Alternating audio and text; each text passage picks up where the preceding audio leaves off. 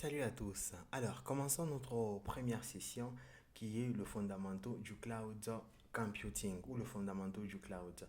Et dans cette première session, l'objectif d'apprentissage, nous avons l'avantage du cloud computing, nous allons voir les différents avantages du cloud computing et puis par après, on verra qu'est-ce que le cloud computing.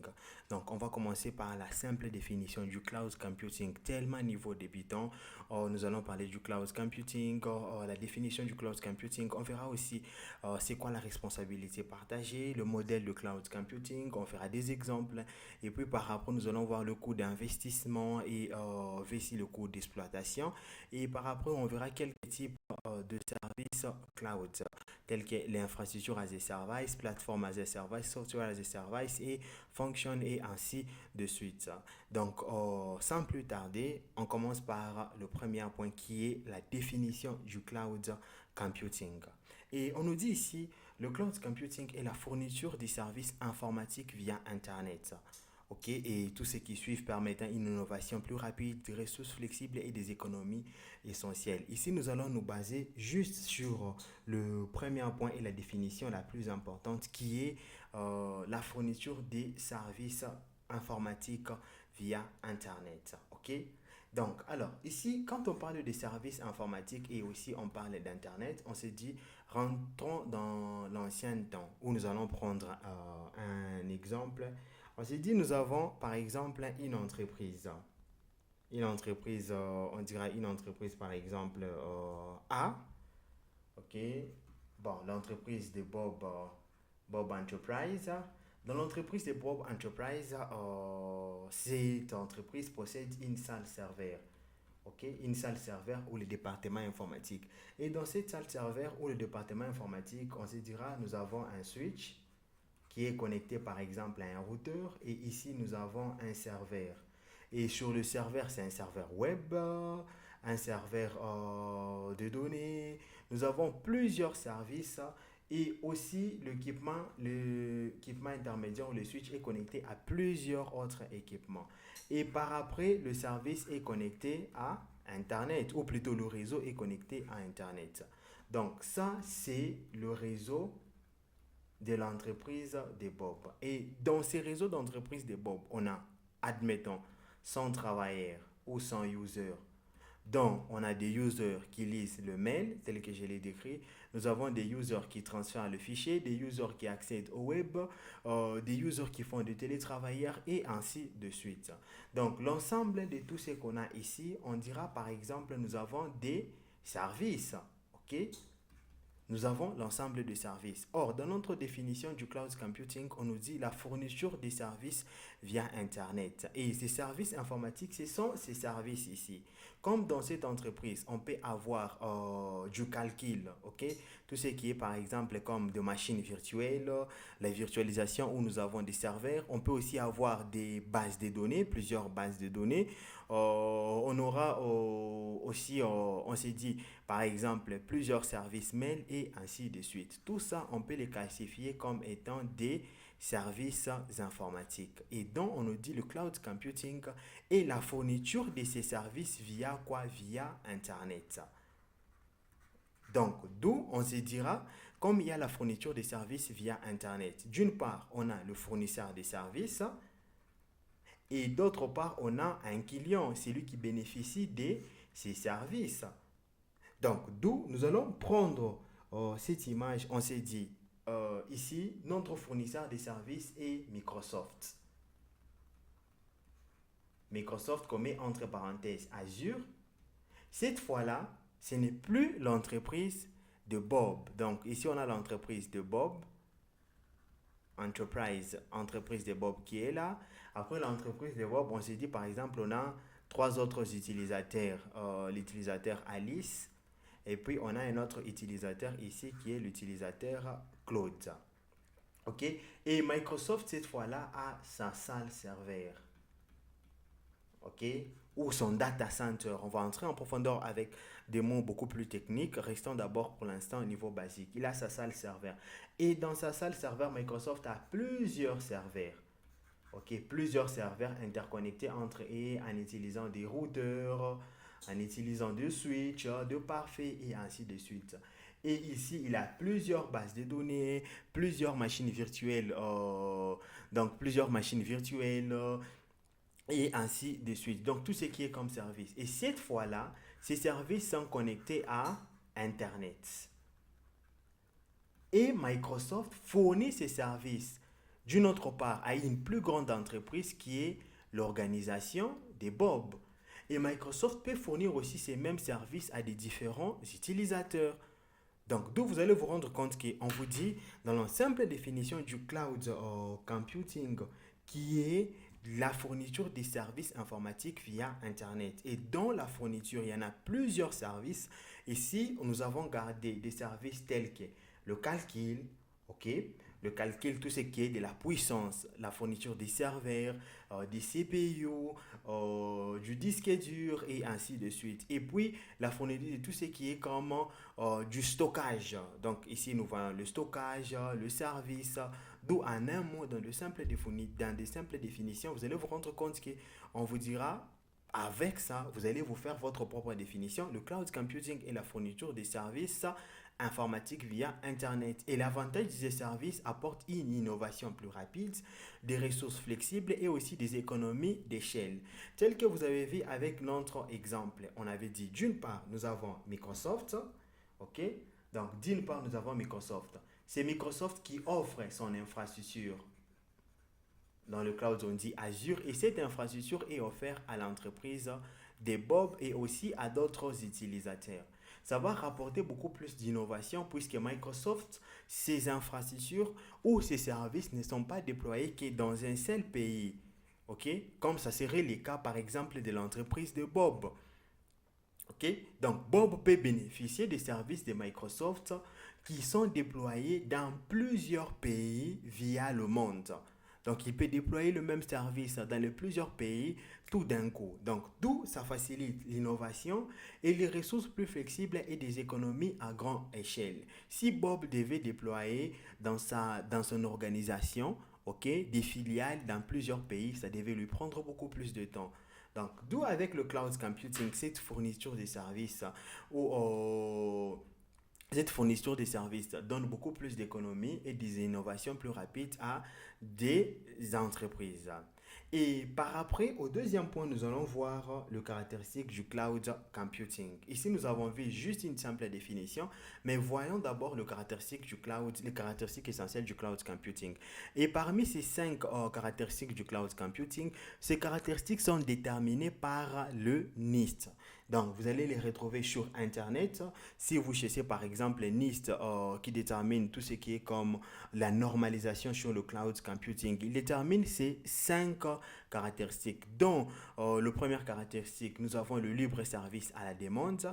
Deuxième, accès à large au réseau, mutualisation des ressources. Troisième, élasticité rapide et service mesuré. Et si on se dit libre service à la demande, on nous dit libre service à la demande, cela veut dire l'utilisateur fait le provisionnement des ressources sans l'intervention sans l'intervention de Microsoft. Ici, nous avons donné l'exemple que les services, tout ce qu'on a comme service, ces services sont fournis par Microsoft, donc par Azure. Ça peut être quel type de service? Nous avons vu le service de calcul, le service de stockage, ok? Donc, juste quelques de ces services ici. Et ces services sont fournis et sont offerts, ok, à un utilisateur ou à une organisation.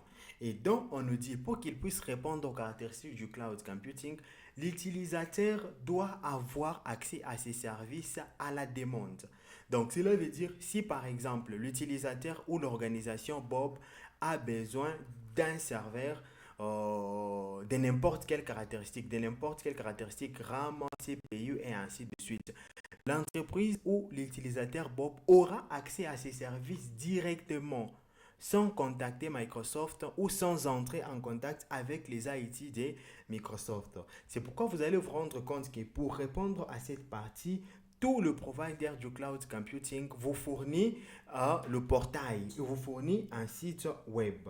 Donc, dans notre cas, nous allons accéder sur le site web de Microsoft, ok, le portail de Microsoft qui est là. Pour y avoir accès, vous n'allez qu'à cliquer portail portal.azure.com et vous aurez accès au service Azure. Et ici, l'utilisateur ou par exemple, moi je suis dans l'entreprise de Bob, je peux directement créer tout ce qui est comme ressource dans P des temps. Donc je me dis, prenons le cas où je voulais créer une machine virtuelle. C'est le service ou les ressources dont moi j'ai besoin en ce moment ici. J'accède au portail de Microsoft.com automatiquement. Dès que j'arrive sur le portail de Microsoft, je n'ai qu'à faire le choix de tout ce dont moi j'ai besoin. Si c'est par exemple une page web que je vais déployer dans l'entreprise, vous faites vous faites le choix du service que vous voulez, soit créer une machine virtuelle, ok, soit créer une machine virtuelle, ok.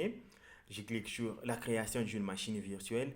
Automatiquement, je peux commencer à provisionner tout ce qui est comme ressources ici. Donc, je peux créer n'importe quelle machine à ces moments sans entrer en contact avec Azure ou sans entrer en contact, ça veut dire en contact avec le fournisseur directement par appel. D'où ça répond aux premières caractéristiques qui est de cloud computing. Donc ici, on peut déjà créer notre machine. On se dit par exemple Lab 1. Ok, on fait le choix de la région. Ok, là nous allons entrer en profondeur de ça un peu plus tard. Et directement ici, on fera le choix de n'importe quel serveur selon nos besoins. On peut faire le choix par exemple d'un serveur, d'un Windows Server 2025 et on va spécifier le caractéristique ici. On s'est dit, par exemple, j'ai pris quelle zone?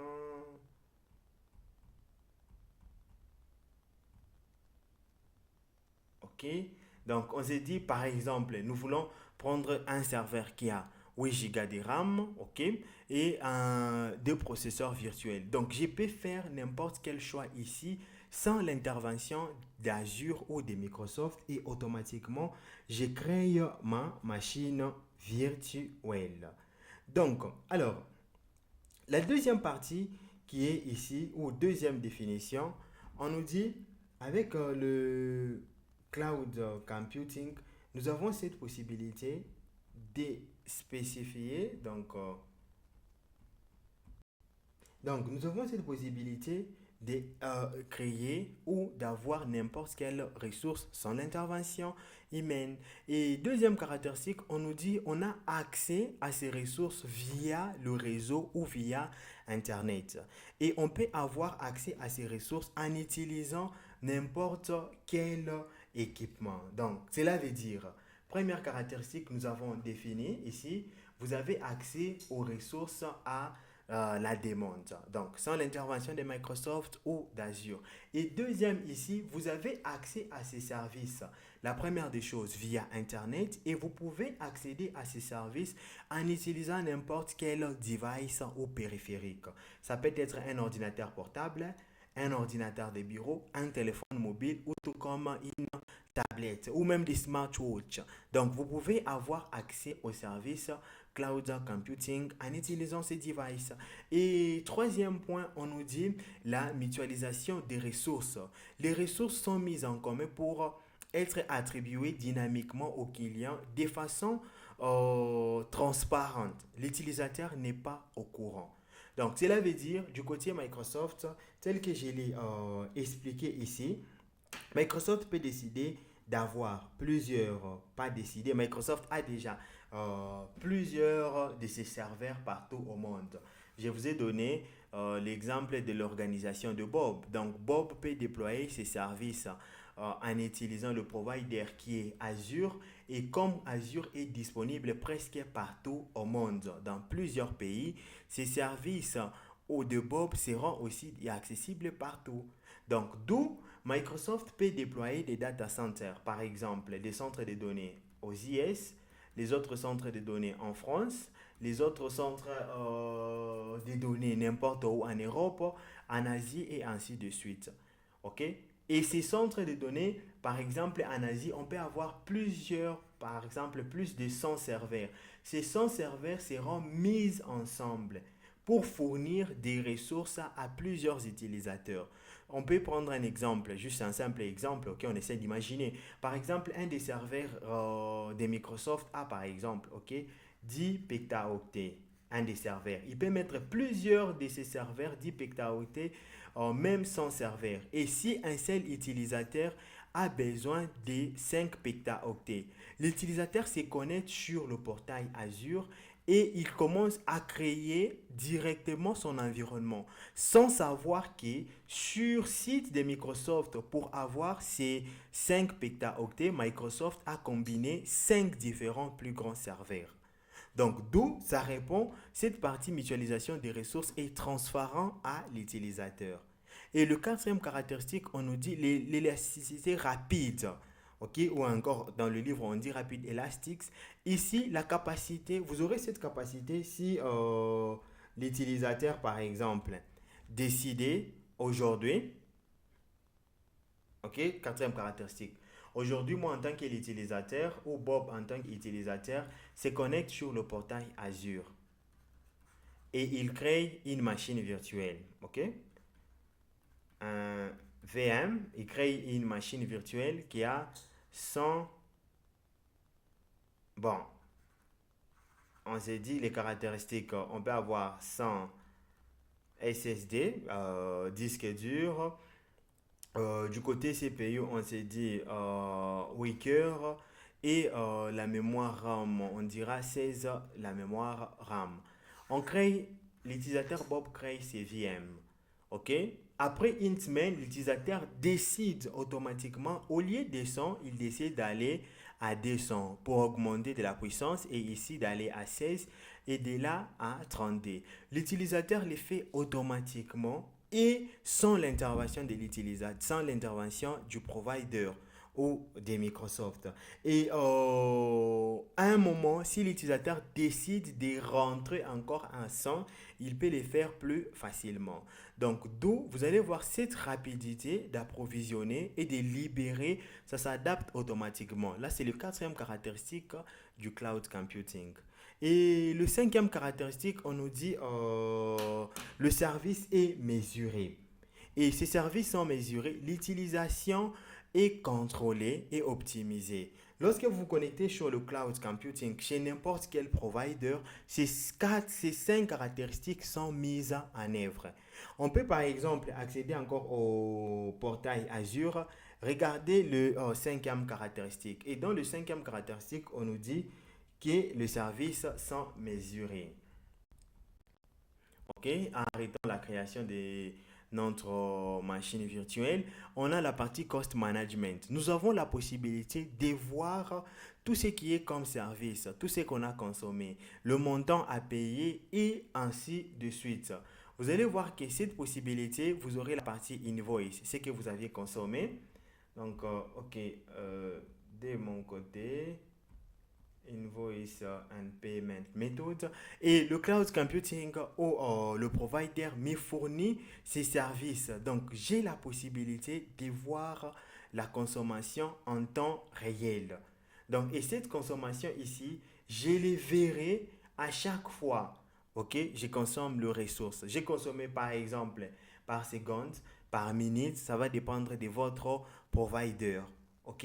Mais on sait que la méthode, c'est pay as we go. On paye à l'utilisation. Et on vous fournit par chaque provider tel que Microsoft Azure nous fournit le cost analysis.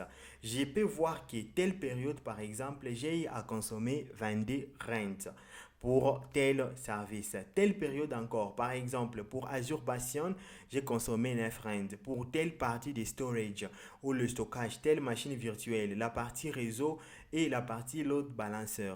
Donc, ce qui répond à notre dernière caractéristique qui dit le service est mesuré.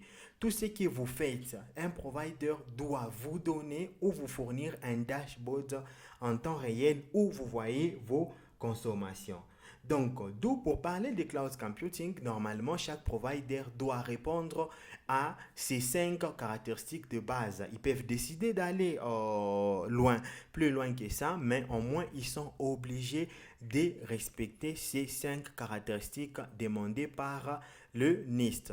Donc, vous allez vous rendre compte que ces 5 caractéristiques répondent à notre définition de cloud computing, qui est la fourniture des services informatiques via Internet.